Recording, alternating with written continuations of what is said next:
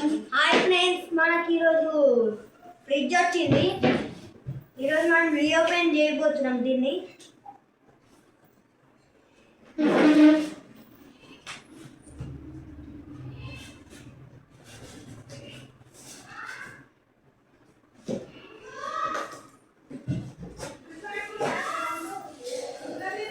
Reopen అవుతుంది friends ఇది.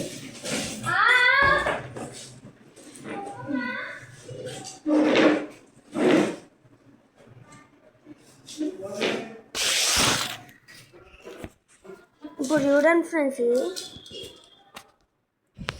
ఇప్పుడు సగమే అవుతుంది.